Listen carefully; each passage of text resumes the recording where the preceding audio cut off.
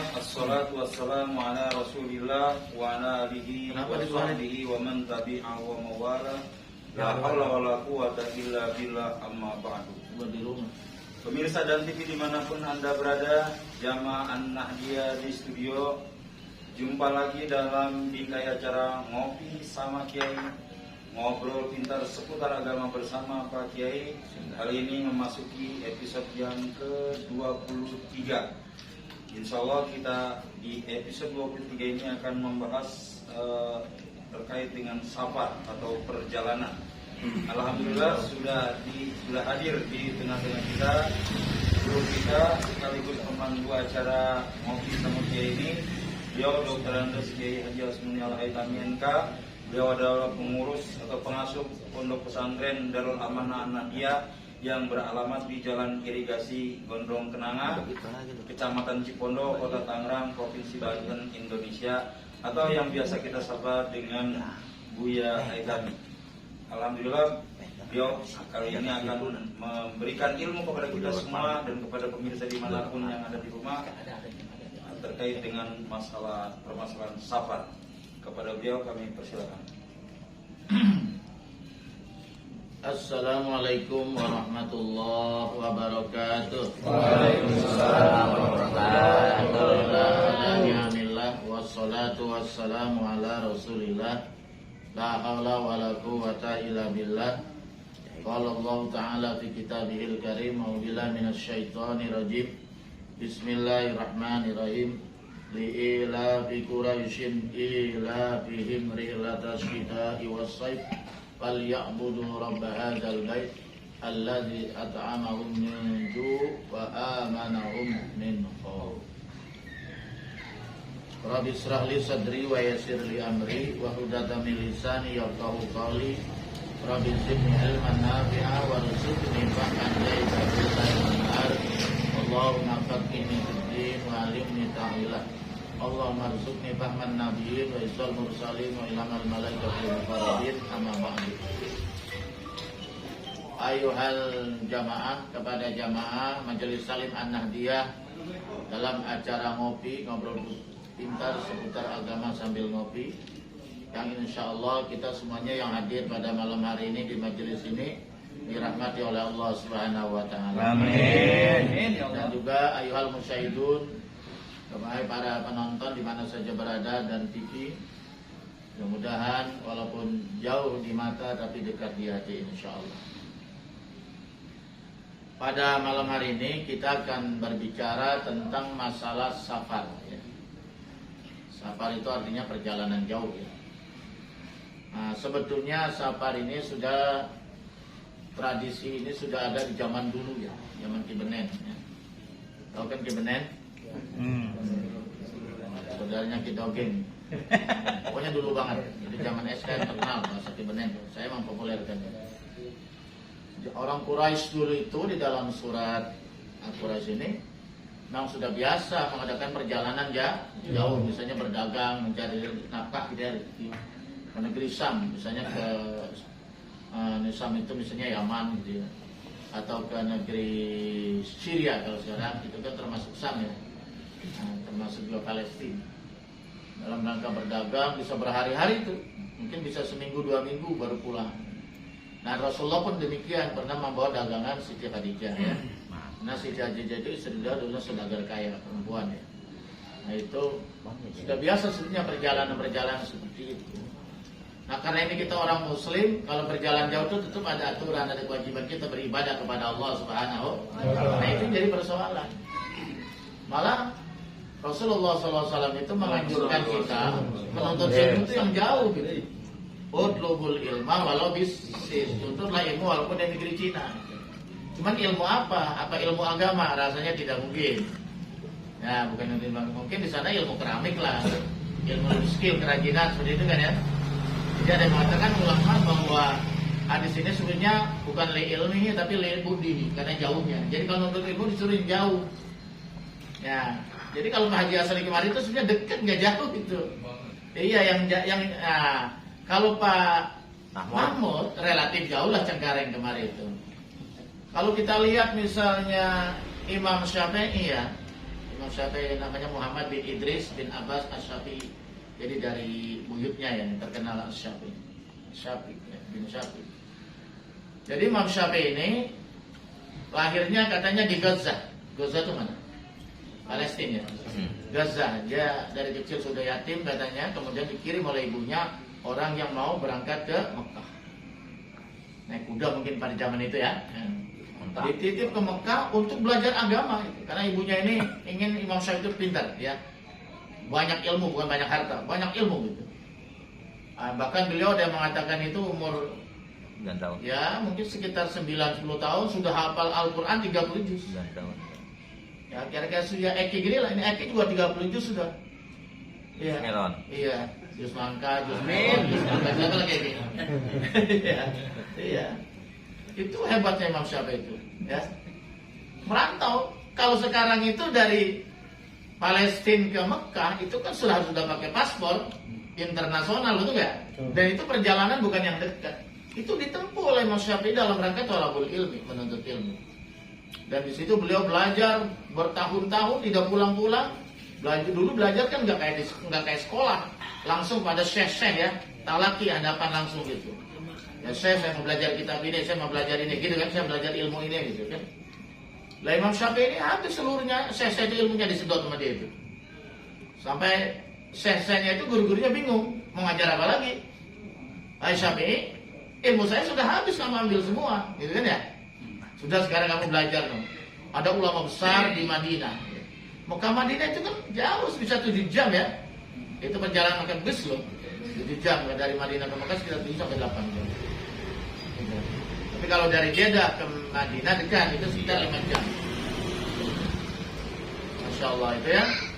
Akhirnya dia belajar ke sana itu. Imam Syafi'i itu. Sampar lagi dia perjalanan jauh kan ya. Nah itu dalam rangka apa? Menuntut ilmu itu. Belajarlah di sana dengan Imam Malik ya, Imam Malik bin Anas. Itu mazhab ya. Jadi Imam Malik itu sebenarnya gurunya itu, mazhab Malik itu. Gurunya Imam, karena Imam Syafi'i sempat belajar langsung dengan beliau, di antaranya kitab hadis namanya Al-Muwatta.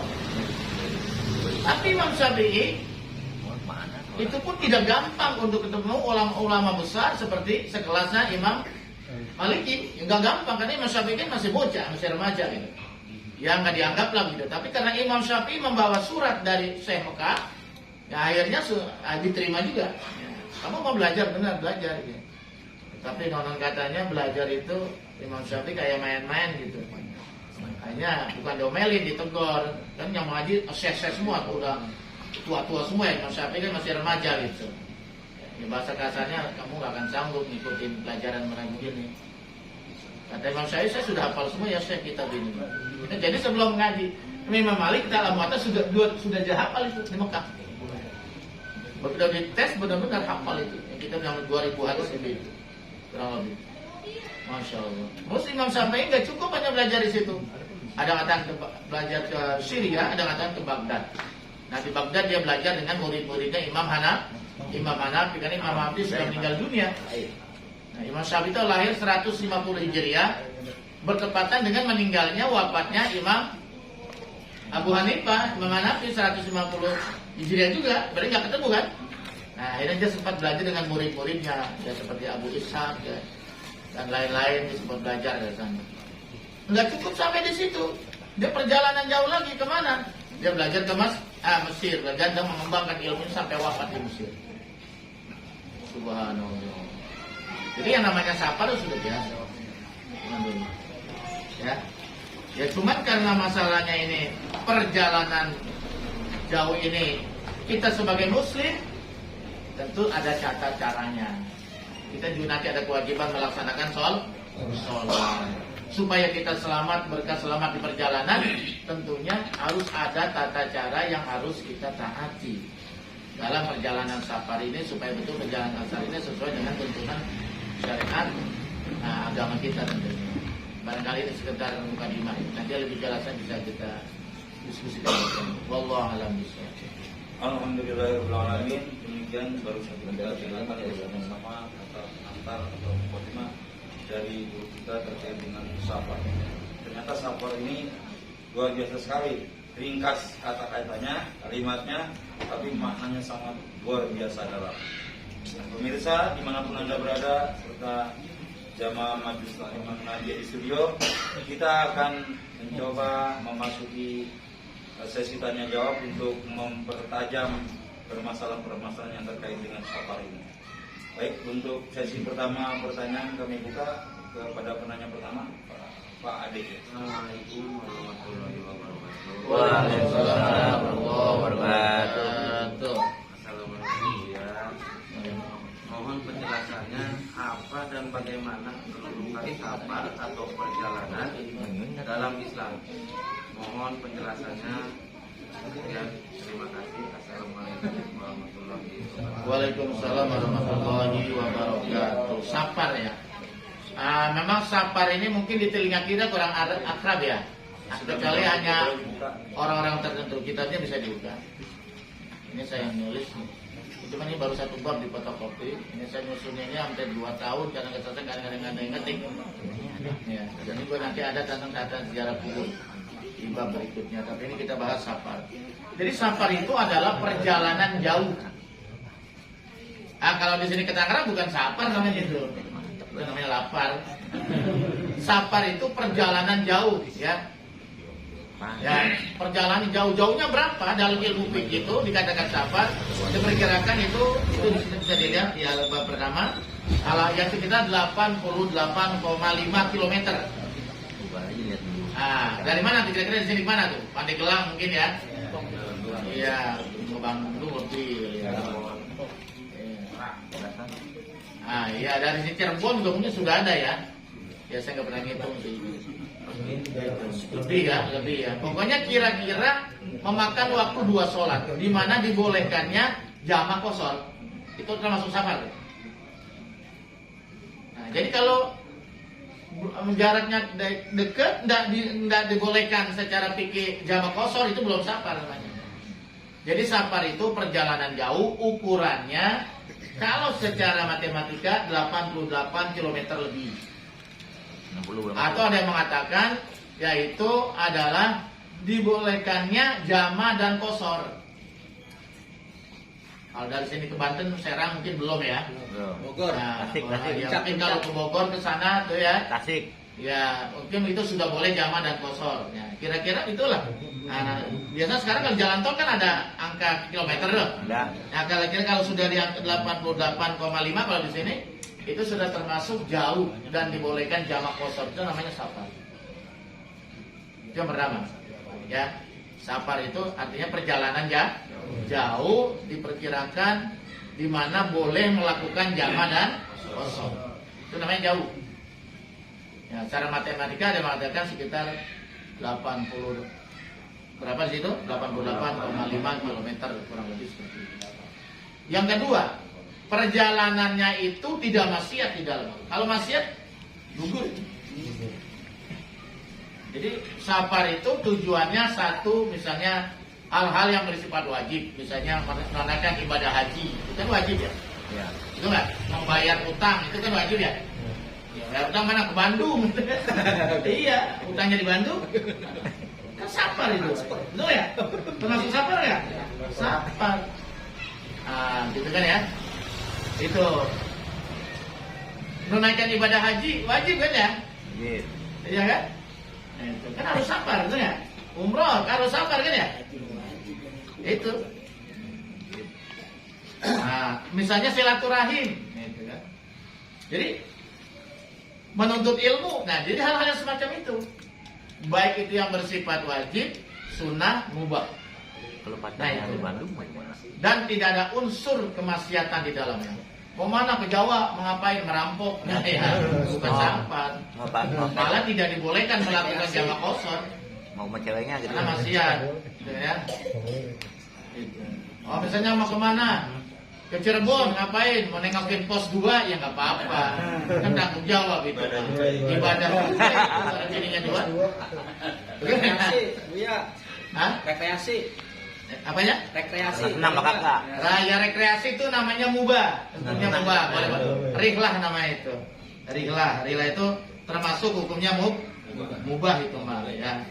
Untuk sholat berjamaah misal ke masjid, itu masjid kayak deket sih ya, yang termasuk safar gitu ya. Nah itu jadi hal yang semacam itu baru dikatakan safar. Jadi perjalanan jauh, tidak ada unsur kemaksiatan, niatnya niat baik, baik hal yang bersifat wajib, sunnah maupun mubah. Barulah itu dikatakan sah secara hukum agama. Tadi apa lagi? Ini safar doang ya? Apa dia sudah? Wallahu a'lam bishawab. Alhamdulillahirobbilalamin. Demikian kita baru saja memberikan jawaban atas pertanyaan yang pertama dari Pak Ade. Sudah jawab Pak Ade ya? Insyaallah. Alhamdulillah. Pemirsa dan TV dimanapun Anda berada, jamaah Majelis Taklim An-Nahdiyah di studio, kita masih dalam sesi tanya jawab. Penanya yang kedua silakan Pak Nawawi. Assalamualaikum warahmatullahi wabarakatuh. Pak Kiai, saya mau bertanya, gimana cara safar yang islami dalam pandangan agama kita, dan apa yang harus kita lakukan sebelumnya?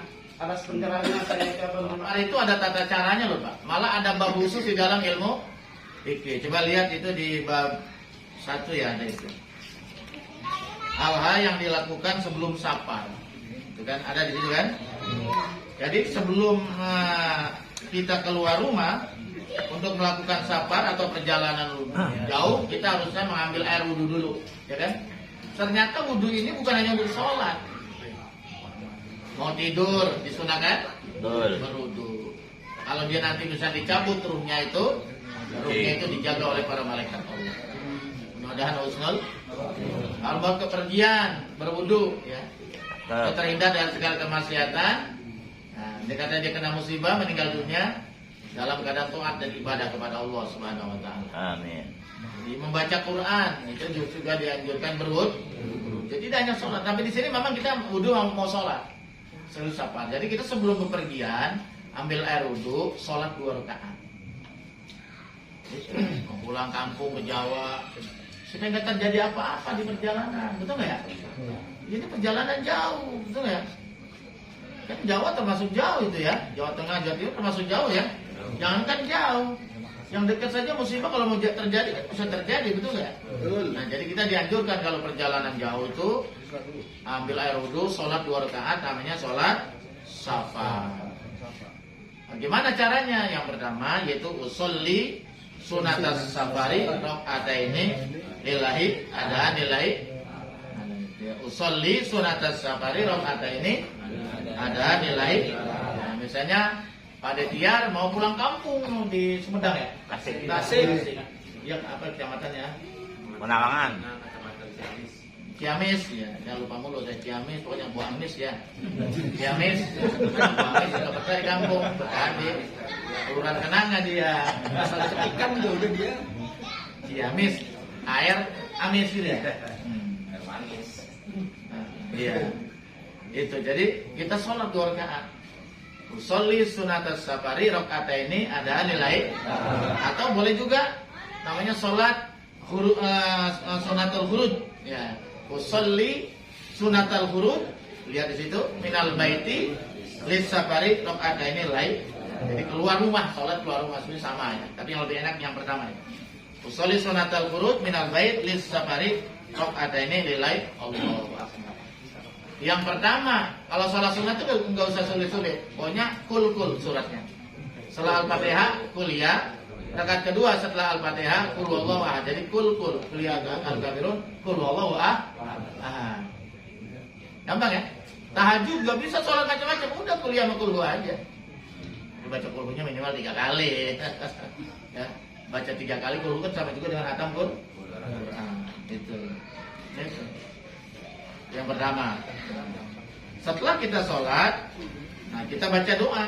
Nah di situ ada doanya Allahumma ilaika tawajjahtu wa bika qasamtu Allahumma qini ma ahammani wa ma lam ahtamu bihi Allahumma zawidni taqwa wa ghfirli dzanbi amin.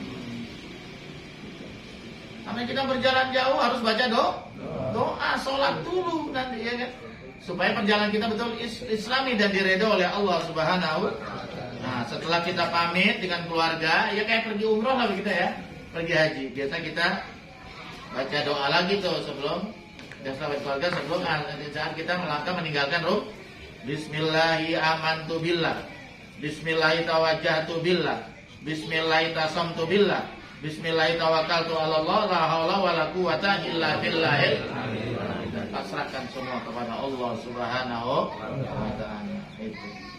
Dan boleh kita tambah lagi ya dengan doa sebagai berikut. Biasanya kita baca Fatihah 7 kali, yaitu Allahumma sallimni wa salim mamai wa fadni wa fad mamai wa baligni wa balig mamai. Nah, ini kalau doa ini kita baca biasa 3 kali nih. Kalau orang pergi haji sudah baca ini kan ya, sambil melangkah kadang biasanya ya. Itu Allahumma salimni, ya Allah selamatkanlah aku, wa salim mamai, dan selamatkan apa yang ada aku. Tasnya selamat, duitnya selamat. Pokoknya apa yang ada pada diri dia diselamatkan, minta diselamatkan. Wafat nih, dan jagalah, pelihara aku. Wafat mamai, dan jagalah apa yang ada padaku. Wabalik nih, wabalik mamai. Sampaikanlah aku dan sampaikan apa yang ada padaku. Begitu pulang haji, tasnya nyampe. Ada yang tasnya nggak nyampe ke bandara, air zam-zamnya hilang. Nah, dengan doa ini insya Allah semua apa yang ada sama kita dijaga oleh Allah Subhanahu. Yang lain mah ditahan di bandara, cuma lancar, nggak keperiksa itu ya. Jam-jam tambahan biasa. Iya, tambahan kuota, nyolong-nyolong dikit. Iya. Ya kalau yang resmi kan cuma 5 liter. Ya kan? Kita 5 liter lagi. Jangankan tetangga, keluarga kita aja nggak cukup tuh ya. Nah, sebisa-bisanya ada tuh yang jam-jam ditaruh di tas ya. Pak Ade mungkin pengalaman. Iya, itu ada yang dibongkar, ada yang tidak, yang aman. Nah, jadi itu doa itu penting. Doa itu penting ya. Begitu. Nah, setelah kita itu naiklah kendaraan ya. Setelah kita naik di kendaraan itu ada doanya. Nah, kalau ini sebetulnya bukan hanya mau pergi sapa, kita mau pergi ke warung, kita mau pergi kerja, pergi ke Tangerang mana, baca doa naik kendaraan, biar mereka gede baca ya. Supaya kita dijaga oleh Allah Subhanahu. Ya, bacalah, itu penting sekali itu ya. Nah, ini doa naik kendaraan. Begitu kita naik motor, nah, hidupin, nah, belum berjalan tapi ya, belum bergerak, nah, mobil dihidupin, ya kan, belum berjalan, baru hidup doang nyala, bacalah doa naik kendaraan. Bismillahirrahmanirrahim wa mursaha inna rabbil ghafurur minimal. Yang bagus kita lanjutkan. Wa ma qadarullah haqqa qadrihi wal ardo jami'an qabdatu yaumal qiyamah was samawati wa matwiyatun bi yaminihi subhanahu wa ta'ala amma yusyrikun. Tapi paling tidak bismillahirrahmanirrahim wa mursaha inna rabbil ghafurur kudu dibaca. Atau kalau kita ingin lebih lengkap bisa ditambah dengan bismillahirrahmanirrahim la yadurru ma'asmi syai'un fil ardi wala fis sama wa huwa samil alim 3 kali. Insyaallah diselamatkan dari bahaya yang datang dari bumi maupun dari langit. Gitu. Nah, setelah kendaraan berjalan, apakah mobil, apa pesawat terbang, mulai berjalan dia, ya kan? Biasanya mulai bergerak tuh. Ini set belt disuruh pakai kalau pesawat. Nah, begitu mulai bergerak, ada doa kendaraan mulai bergerak. Nah, ada kalau kita naik motor, motornya sudah mulai berjalan. Nah, ini berdoanya. Bismillahirrahmanirrahim. Allahu akbar, Allahu akbar, Allahu akbar. Subhanalladzi sakhkhara lana hadza wa ma kunna lahu muqrinin wa inna ila rabbina lamunqalibun. Itu paling dikit. Ya, kalau kita mau terusin boleh. Allahumma inna nas'aluka fi safarina hadza albirra wa taqwa wa minal amal ma tardo. Allahumma hawin alaina safarana wa ti'anna bu'da. Allahumma anta shaibu fis safar wal khalifatu fil ahli. Allahumma inni a'udzubika min wasa'is safar wa kabatil manzar wa su'il munfalaq fil mali wal ahl. Nah, ini saya biasa mimpin doa begini. Saya kok enggak hafal. Kalau yang panjang gini saya baca. Jamaah ngikut. Di bandara tuh, di bandara. Kalau saya ngelepas jamaah umroh, ayo baca doa dulu, baca. Itu. Kalau di kendaraan udah mulai bergerak, ayo pesawat yang udah bergerak, saya bilang ayo baca doa ini. Cuman kalau pesawatnya pesawat anuan apa tuh dari Saudi, itu biasanya ada di layar. Ya, di pesawat ada di layar. Nah, itu ada suara, ada tulisan, kita tinggal ikutin. Haji juga sama, cuman kalau haji kadang-kadang dipimpin sama kloternya, pakai suara ya. Atau saya pernah naik pesawat waktu umroh pertama kali tahun 2005, pakai pesawat Brunei. Nah itu juga sama, ada layarnya, ada doanya, tulisannya besar, layar. Gitu. Ya. Gitu. Jadi penting. Karena kita perjalanan jauh ini kita nggak tahu apa yang terjadi, nggak tahu apa yang terjadi dan diri kita. Makanya kita berdoa minta kepada Allah Subhanahu. Nah, sedangkan doa itu adalah silahul mukmin.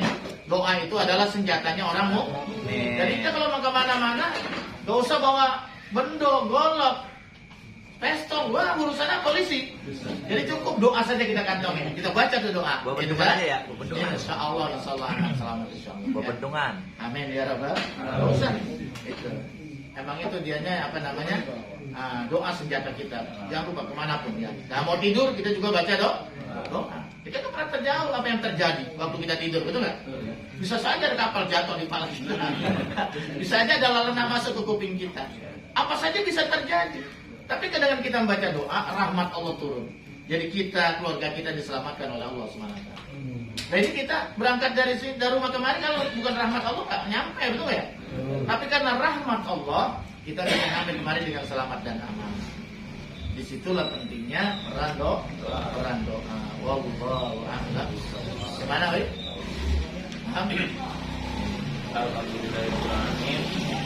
Yang tadi dulu kita telah memberikan jawaban atau ya, jadi yang membedakan perjalanan yang Islami dengan yang non Islami yaitu jadi Islam ini kita ada doanya, sholat ada yang melindungi kita karena kita minta kepada Allah Subhanahu.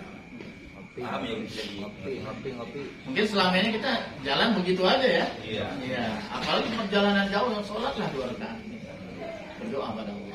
Karena nggak ada yang tahu nasib perjalanan seperti apa. Kalau nggak apa tinggal buka. Pemirsa dan TV dimanapun Anda berada, kita masih dalam sesi tanya jawab memasuki penanya yang ketiga. Assalamualaikum warahmatullahi wabarakatuh ya. Waalaikumsalam warahmatullahi wabarakatuh.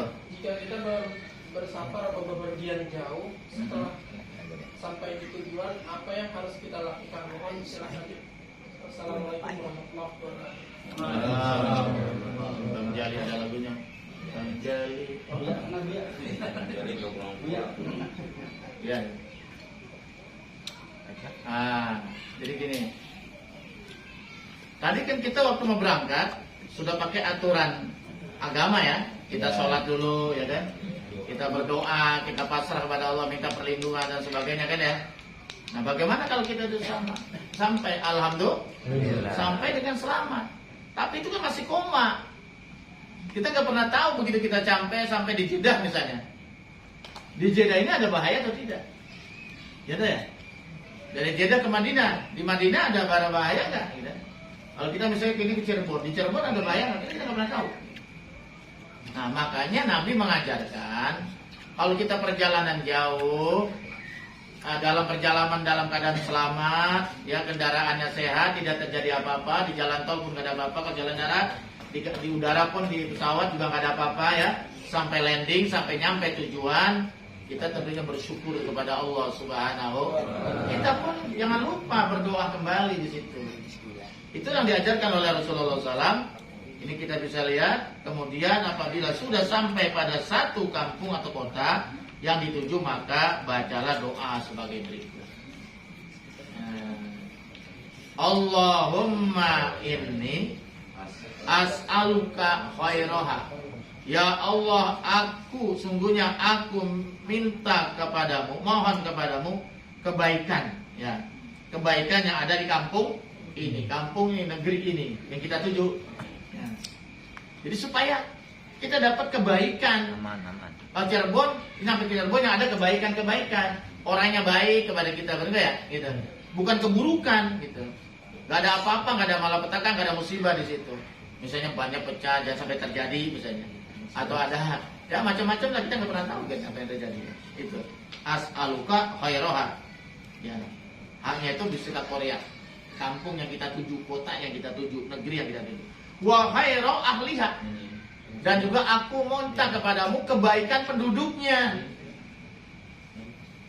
Kan tidak mustahil. Begitu tidak nyampe, penduduknya malah niat jahat sama kita. Mobilnya lah spionnya hilang.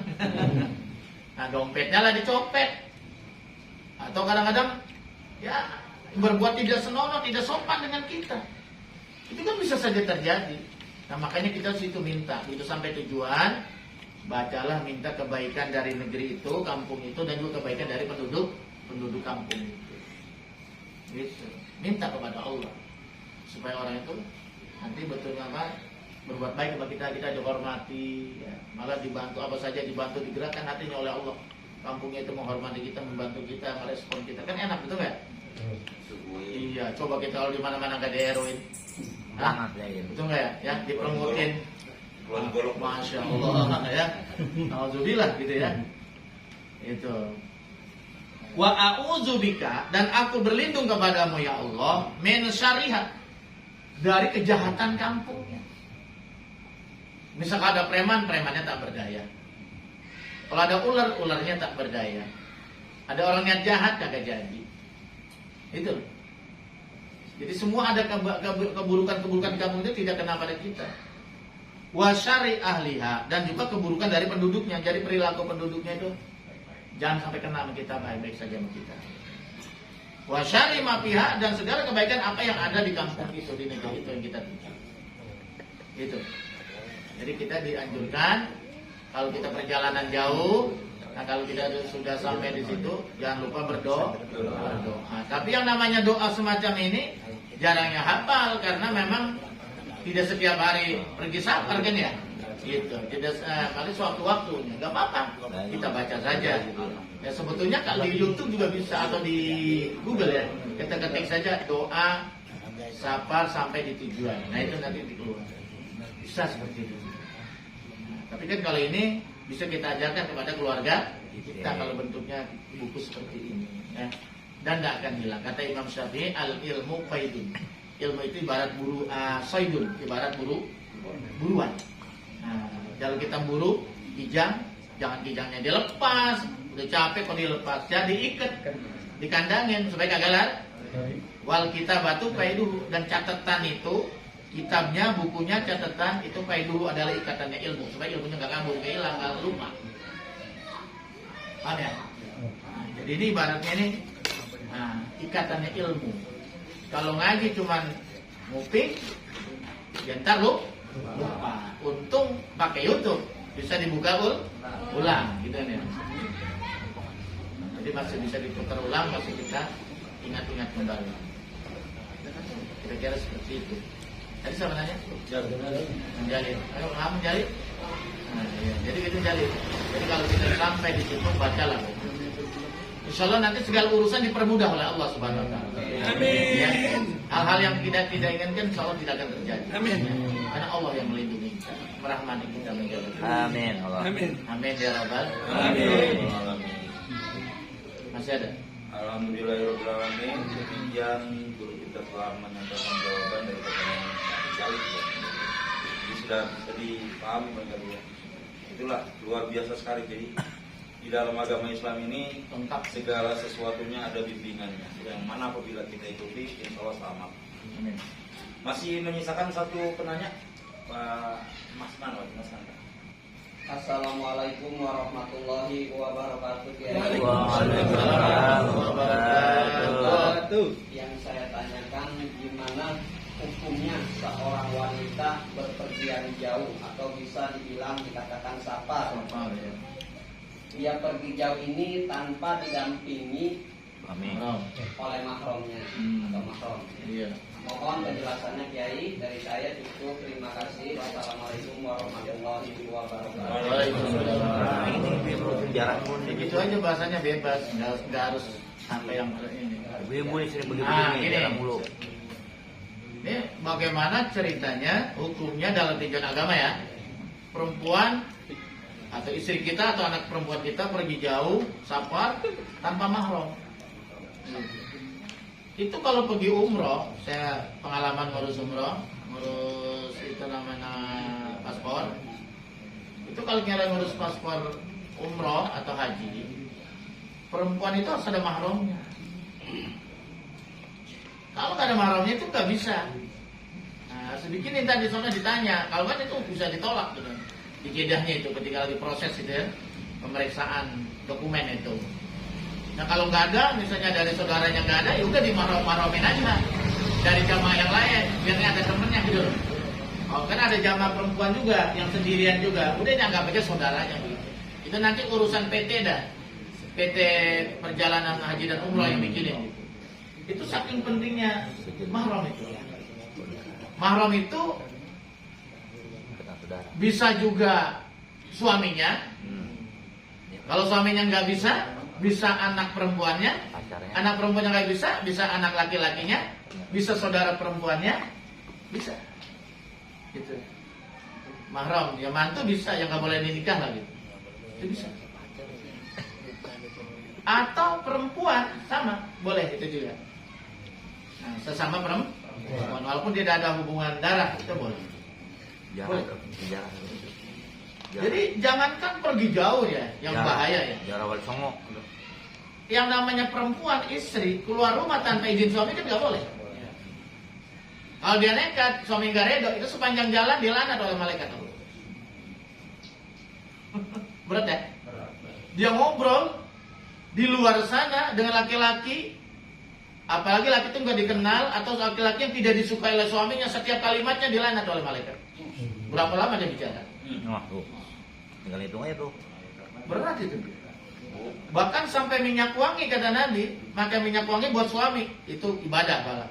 Tapi minyak wangi yang menyengat kan nggak boleh perempuan pakai minyak wangi. Yang ringan-ringan saja, kalau laki boleh. Ah itu dengan harapan supaya dicium diendus dengan laki-laki yang bukan mahramnya, itu kan haram. Diendus doang tuh Bu ya. Ya ini kesalahannya tidak proporsional, tidak meletakkan sesuatu bukan pada tempatnya. Kalau tidur sama suami bau apek, tapi buat RT, buat RW, ada RT RW gitu. Buat laki-laki orang lain wangi dikasih.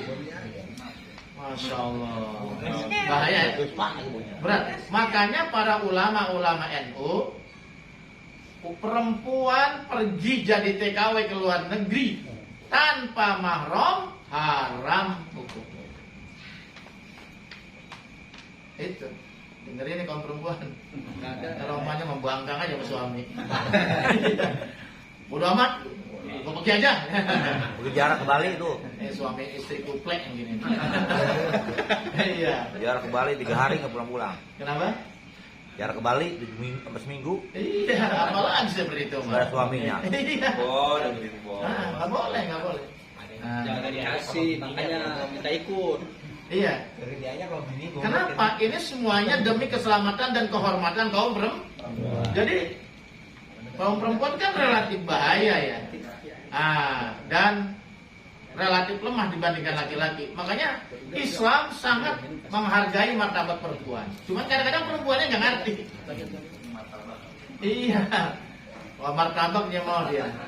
Iya, maksudnya jangan sampai terjadi hal apa. Makanya diwajibkan untuk aurat, pakai jilbab. Jilbab itu apa sih?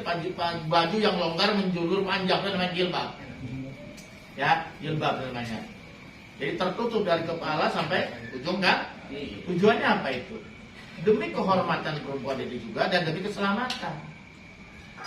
Ya ini dia malas sengaja dibuka-buka auratnya. Ya mungkin kalau yang melihatnya mah Hendra Tuko mungkin nggak apa-apa. Kalau remnya rada kuat. Tapi kalau melihatnya Bang Jai kan saya ragu-ragu. Iya, karena remnya bukan cakram. Mak botonya. Iya, rem tromol. Gedol. Iya.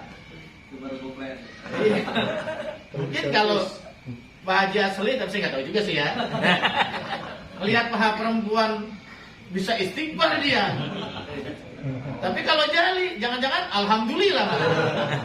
Barokah. Iya, barokah dia bilang. Allahu Akbar. Jadi begitulah. Jadi bukannya Islam itu membatasi kebebasan, bukan. Tapi dalam hal-hal tertentu kan perempuan juga diberikan kebebasan. Itu, tapi demi keselamatan itu perempuan itu sendiri sebetulnya. Jadi kesimpulannya, perempuan keluar berpergian jauh ya tanpa mahram hukumnya haram. Ya, tidak boleh. Harus ada.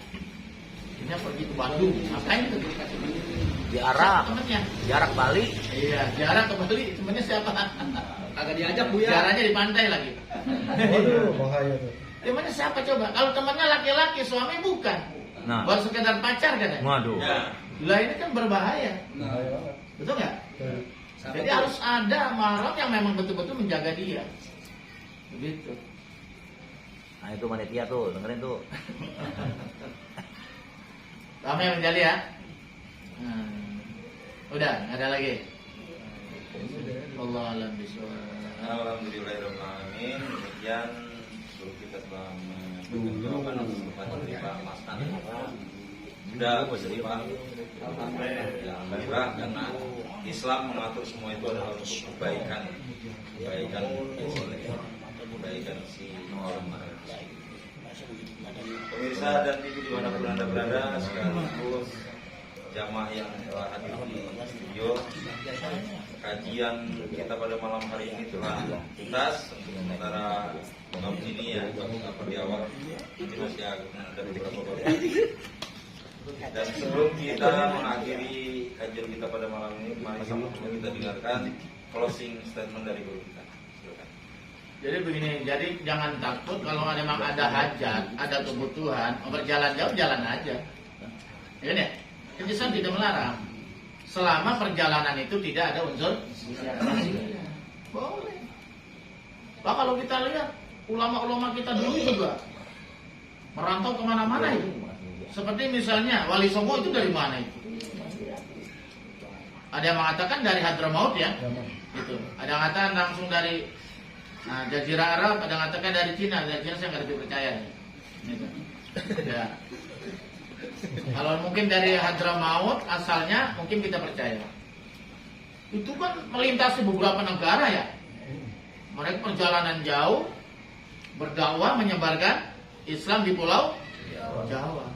Diawali dengan Maulana Malik Ibrahim di Jawa Timur. Terus di pesantren, murid-muridnya dari para wali dan sebagainya. Kan begitu. Iya, dulu mah naik kapal layar. Kapal layarnya kapal layar. Ada layar mabaknya, layar tancap itu ditiup angin. Iya, benar. Itu bagaimana beratnya di laut seperti ini berbulan-bulan ya kan ya. Persiapannya bagaimana demi dakwah, demi mencari ilmu. Dulu kan pergi haji aja orang tua kita dulu, mumpung saya dulu Bang Haji Rizan pergi haji 6 bulan berpulang. Sampai lupa ingat sih. Tapi saya itu belum ingat kalau dia. Bapak saya tahun 71 pakai kapal laut Mai Abeto. Kalau Haji Jaro nih orang tuanya kayak Jumat Yusuf itu pakai Gunung Jati, itu besar sekali, muatnya bisa 500, bisa 1.500. Bapak saya Mai Abeto sekitar 250 orang. Itu di laut saja 15 hari baru nyampe. Bawa beras bisa sekarung ke rumah. Bawa kain kapan, takut mati di laut tinggal gulungin. Iya, sama bata merah terus semua begitu. 15 hari di laut. Bayangkan, makanya diadakan olahraga apa biar kejenuh kan ya. Pulangnya 15 hari juga. Di laut aja sebulan tuh bapak saya dulu. Haji Amsar bin Haji Rizan bin Dwi bin Didin bin apa tahun itu. Iya. Di sonanya berapa? 2 bulan. 3 bulan. Karena belum ada jalan tol, masih naik gunung muter-muter kan ya. Itu pun jalannya masih bebatuan. Katanya bapak saya, bagaimana Pak itu yang namanya Sofa Marwah? Masih batu. Kalau sekarang apa? Marmer. Adem lagi. Air zam-zam kiri kanan. Dulu coba. Masa orang dulu pergi haji pahalanya lebih banyak kali ketimbang kita kan. Rasulullah apalagi dari Madinah ke Mekah. Berminggu-minggu bikin tenda kemalaman. Besok lanjutin lagi perjalanan. Belum bagaimana kalau musim dingin, musim panas. Masya Allah. Ya sekarang pergi haji nama umrah masih kagak mau juga. Kan dablek gitu. Ke Eropa mah mau, Bali mau, habisin ratusan juta. Pergi haji umrah yang udah kayak di sorga. Kendaraannya pesawat, Betul ya? Sholatnya sholat yang masjid yang paling mulia di muka bumi, tanahnya tanah suci, betul nggak? Apa yang kagak enak di sana itu? Sholat di Masjidil Haram 100.000 kali lipat, di Masjid Madinah 1.000 kali lipat, betul nggak ya? Itu sekali. Allahu Akbar. Jadi kalau mau pergi jauh, kalau ada niatan, ya sudah pergi aja, jangan takut. Cuma pergi umroh takut, ya ada takut pesawatnya jatuh. Allahu Akbar. Kan ada tata caranya, sholat dulu, baca doa, betul nggak? Iya. Kan itu semua ada di situ. Baru kita duduk di pesawat, ada doanya. Pesawat mau terbang, ada doanya, betul nggak ya? Setelah itu tawakal, pasrah pada Allah. Andai kata jatuh mati syahid. Orang mati kecemplung itu syahid. Ya, orang mati ketimpa benda berat seperti longsor itu syahid. Orang mati melahirkan itu syahid. Orang nyolong motor dibakar mati syahid. Iya bisa aja sama Itu kan itu yang bakar itu membunuh semua itu. Nggak boleh. Nggak boleh. Kita nggak berhak membunuh orang. Serahkan kepada negara yang berwenang. Ini orangnya gemes banget. Kamu aja jarang-jarang. Nggak boleh. Emang dipikir hukum pancung itu prosesnya gampang? Di sana kan pakai hukum misalnya hukum pancung. Itu sidang dulu bisa berbulan-bulan. Iya.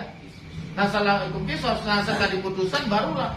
Apa kemudian preman suruh kisos? Enggak, Algojo yang sudah punya SK yang profesional untuk menggelehernya. Itu pun dipilih hari Jumat depan masjid, bukan depan bioskop. Enggak gampang. Iya. Udah pokoknya sama Pak Kumisam aja, nolong langsung aja potong tangannya. Ya yang potong masuk penjara.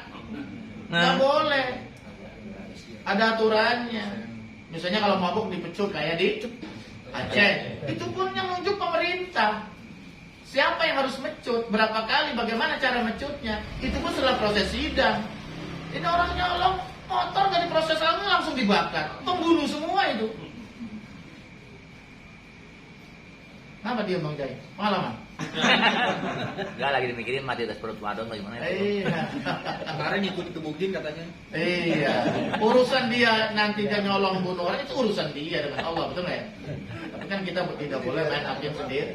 Ini kan negara hukum. Jadi biarin kecuali mungkin berani dia. Wallahu a'lam bishawab. Alhamdulillahirrahmanirrahim. Pemirsa dan TV dimanapun Anda berada, jamaah demikian kajian kita pada malam hari ini. Dan semoga apa yang disampaikan oleh guru kita tadi walaupun sedikit bermanfaat untuk kita semua. Ilmu yang diberikannya betul-betul nyerap dan kita bermanfaat.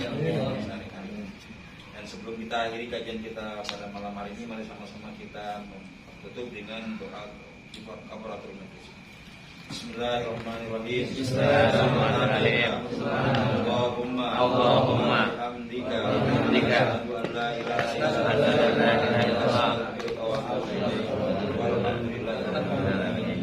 Demikian kurang lebihnya mohon maaf, saya Indra Tunggu dan narasumber kita mengucapkan terima kasih atas segala perhatiannya. Mohon maaf atas kekurangnya. Assalamualaikum warahmatullahi wabarakatuh. Waalaikumsalam.